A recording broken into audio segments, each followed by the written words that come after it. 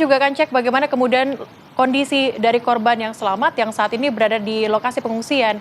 Ada rekan kami, Endra Kusuma, langsung dari posko pengungsian. Endra, kondisi dari pengungsi saat ini seperti apa?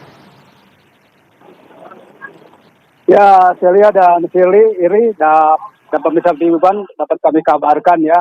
Situasi di pengungsian tepatnya di kantor desa Pasilangu ini memang cukup ramai dan memang cukup membeludak di antara pengungsi itu cukup membeludak juga untuk hari ini, di mana sebagian keluarga dari para korban yang mengungsi ini dari beberapa daerah pun sudah sempat datang untuk memantau atau mengetahui kejelasan dari beberapa keluarganya yang ada di pengungsian ini baik atau enggaknya. Dan situasi ini memang cukup ada isak tangis dari mereka juga ya, karena mereka tidak menyangka dengan kondisi longsor yang ada di Pasilangu ini memang berdampak cukup signifikan, bukan hanya kehilangan materi, tapi membuat suatu trauma juga buat beberapa ibu-ibu maupun anak-anak. Dan tadi juga kita sempat ngobrol sama anak-anak, mereka rata-rata memang begitu trauma, begitu berat. Di antaranya mereka udah malas untuk pulang, ada kekhawatiran karena kalau mendengar hujan atau kalau dia mendengar ada gemuruh kayak gitu, dia pun ada keengganan. Dan sejauh ini pun dari beberapa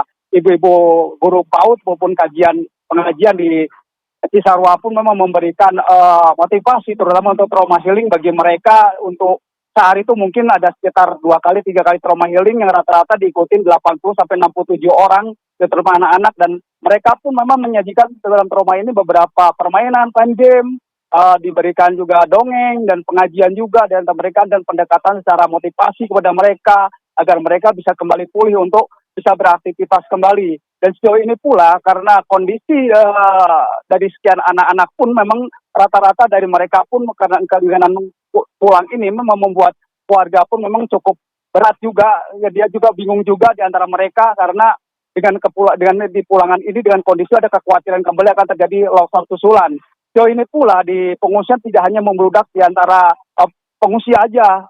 Di antaranya ada sekitar, kalau menurut data insiden komander, ada 900 pengungsi yang hadir di kantor desa Pasilangu ini, dan itu pun tidak hanya ternyata cukup berdampak kepada bantuan di logistik. Dan kalau saya perlihatkan tadi memang beberapa bantuan pun ternyata bukan hanya makanan yang disediakan dari beberapa lembaga maupun yayasan, tapi beberapa baju. Dan kalau diperhatikan beberapa baju pun memang kalau diperhatikan tadi banyak yang terbengkelai dan ini kayak udah kayak gak dipakai gitu. Jadi beberapa warga pun berharap bukan hanya bantuan pakaian aja, tapi menurut mereka yang layak aja, tapi mereka berharap ada bantuan lain selain pakaian yang mungkin yang lebih layak lagi untuk bisa dipakai, kayak cewek misalnya, untuk anak-anak perempuan mungkin untuk dalamannya pun dia memang memerlukan sekali.